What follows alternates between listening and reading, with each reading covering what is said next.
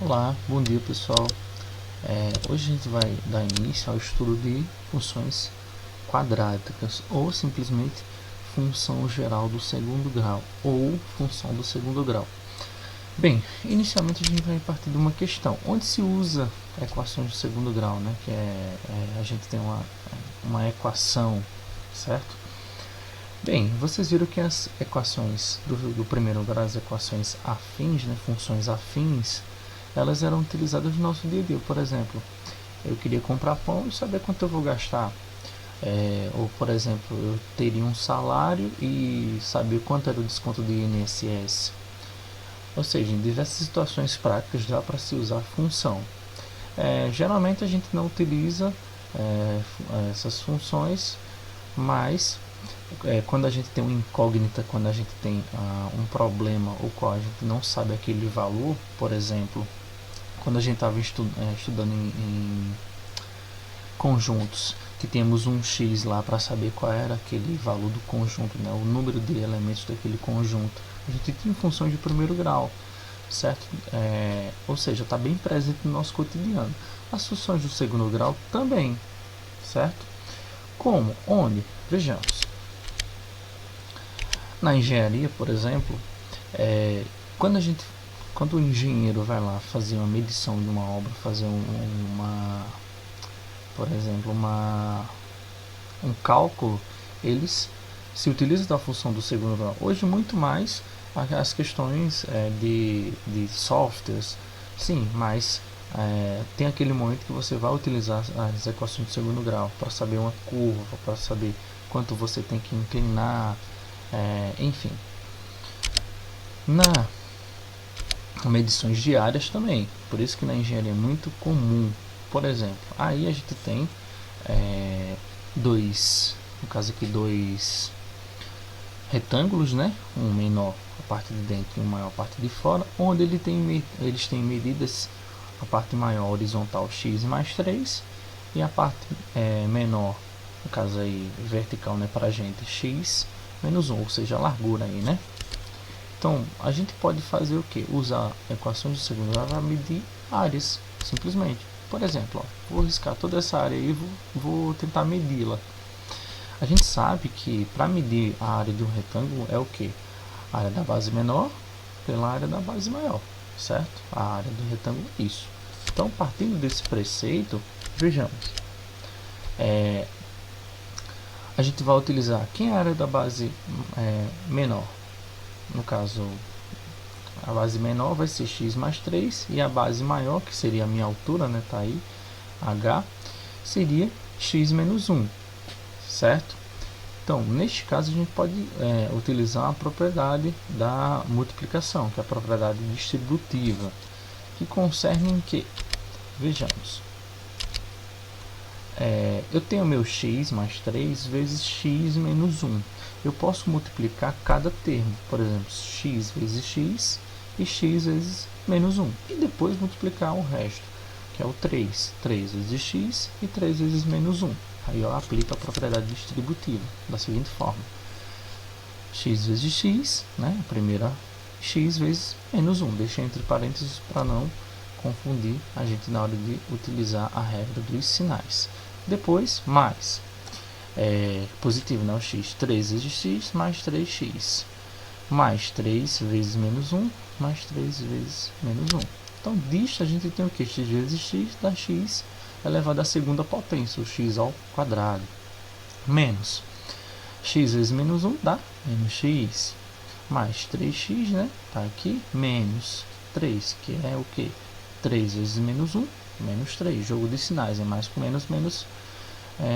Tenho aqui 3 vezes menos 1. Sinais diferentes, né? O sinal de menos prevalece. Então, vejamos. Aqui eu ainda posso fazer o que? Somar menos 3 mais 3, que dá 2 positivo, né? Se eu estou somando aqui menos 1 com mais 3, eu ainda fico com 2 positivos. Então, aquela minha equação, né, se reduz ao que? A 1x ao quadrado mais 2x menos 3, certo? Você poderia me perguntar, mas, nossa, e agora, o que eu vou fazer? se reduziu a isso. Não é mais difícil trabalhar dessa forma? Bem, aqui a gente tem uma equação do segundo grau. Por que ela é equação do segundo grau? Veja, aqui a gente tem esse quadrado aqui, esse 2 elevado à potência 2 aqui, ó. Isso caracteriza uma equação de segundo grau. Se não tiver isso, esse 2, essa incógnita, na verdade, x elevado a 2, eu não tenho equação de segundo grau, certo? Então vejamos. Então, reduzindo a equação aí, a gente tem um x ao quadrado igual a 2x menos 3. E a gente pode chamar os termos A, B e C. O termo A, que acompanha o x ao quadrado. O termo B acompanha a outra incógnita solitária, né, que é o x. E o termo isolado, né, o menos 3, é meu C, certo? Isso é muito importante a gente lembrar. Bem, vocês já viram, né, lá no nono ano, a equação de Bhaskara, a fórmula de Bhaskara, na verdade. A gente pode utilizar ela para resolver equações do segundo grau. É a primeira alternativa da gente para poder resolver equações do segundo grau, certo? Aí vejamos. A equação, a fórmula de Bhaskara é tratada da seguinte forma: x igual a menos b mais ou menos. Por que esse mais ou menos? Porque eu tenho uma raiz aí. Se eu tenho uma raiz, eu posso dar um número positivo ou posso dar um número negativo, certo? Por quê? Vamos lá. Olhem só. Eu tenho um 2, no caso, x igual a raiz de 4. Sim, raiz de 4. Raiz de 4 é 2. 2 vezes 2, 4. Beleza. Mas eu poderia ter também um x igual a raiz de menos 2, que também vai dar 4. Por quê? Menos 2 vezes menos 2, sinais iguais, na multiplicação prevalece o sinal positivo. Então, daria 4. No caso, 2 também positivo, certo? Então, nesse caso, por isso que a gente utiliza mais ou menos 2, porque a gente tem aqui uma raiz quadrada.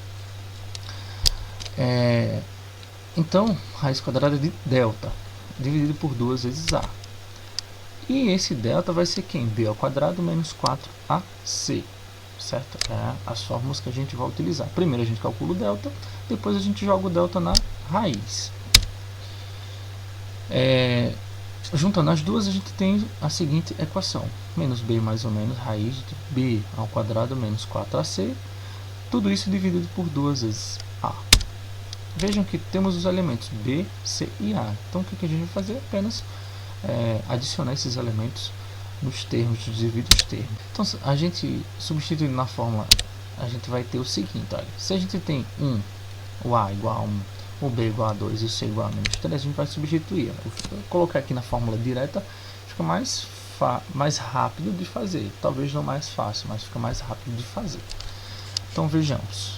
Aqui eu tenho o menos b, né, ou seja, menos 2, mais ou menos b ao quadrado, 2 ao quadrado, menos 4a é 1, né, vezes, eu sempre deixo entre parênteses para a gente não se confundir, menos 3. E embaixo, 2 vezes a, 2 vezes 1. Continuando, a gente tem um x igual a menos 2, mais ou menos. A resolução é essa: eu tenho 2 ao quadrado dá 4, mais 12, aqui eu tenho 16, certo? Continuando, aí o 16 apareceu, eu vou encontrar o primeiro x, ou seja, a primeira raiz, certo? A gente fala raiz porque está relacionado à raiz quadrada do delta aqui, certo? Isso vocês não sabiam, né? Raiz de x, linha, linha x1, enfim, isso é só nomenclatura. Então tem o x1, vai ser igual, eu utilizei o termo positivo, menos 2, mais a raiz de 16 é 4, né? 4 vezes 4, 16. Tudo isso dividido por 2, que vai dar quanto? 2 dividido por 2 vai dar 1. Então, x1 é igual a 1. No outro lado, a gente tem o que? Um x2, certo? Vamos usar o termo negativo agora, menos 2 menos o delta, né? O valor de delta, da raiz de delta, que é 4.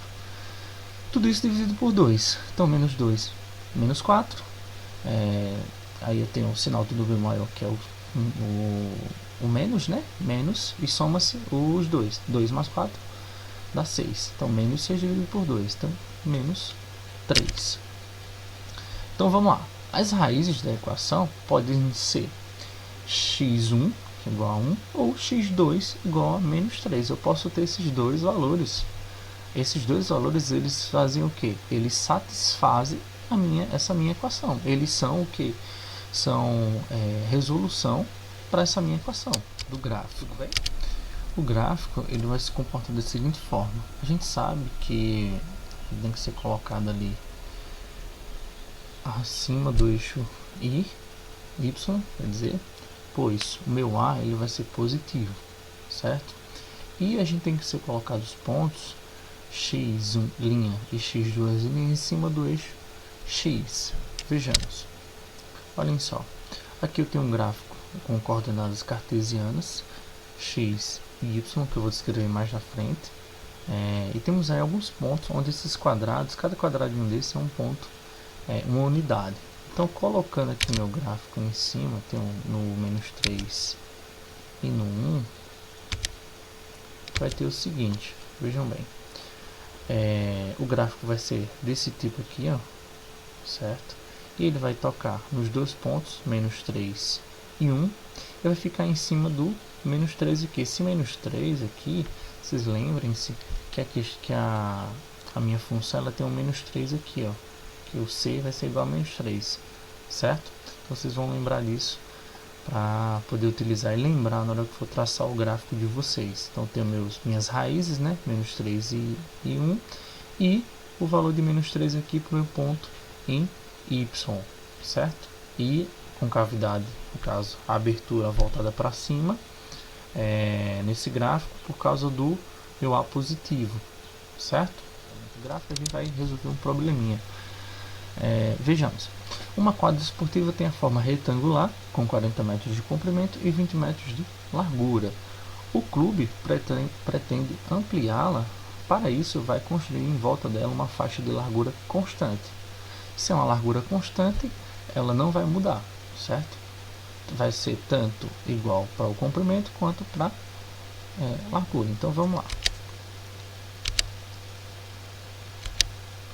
Olhem só, temos aí a quadra, certo?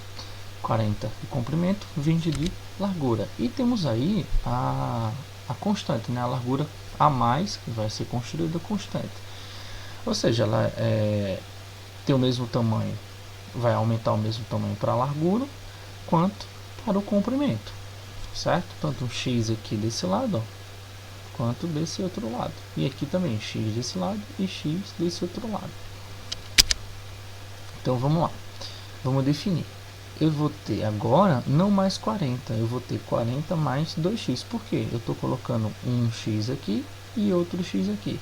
X mais x, 2x. De um lado, mexi no comprimento. Vezes, lembram lá? A área da base maior, né? No caso, vezes a base menor, ou seja, a área da base vezes a altura, não importa, vai dar no mesmo, tá? Eu vou ter 20 mais 2x, tá aqui, ó, x de um lado, x do outro, x mais x, 2x. Beleza. 40 mais 2x, a gente vai fazer o quê? A multiplicação. 40 vezes 20 vai dar 800. 40 vezes 2x vai dar 80x.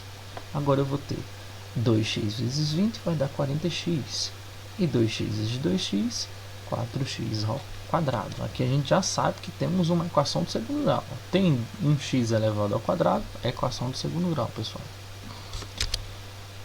A equação vai ser o que? A gente vai subtrair, no caso, somar aqui esses 80 mais 40, que vai dar 120x, e vai alinhar agora essa minha equação. O A vai ser o que? Um f de x. E agora?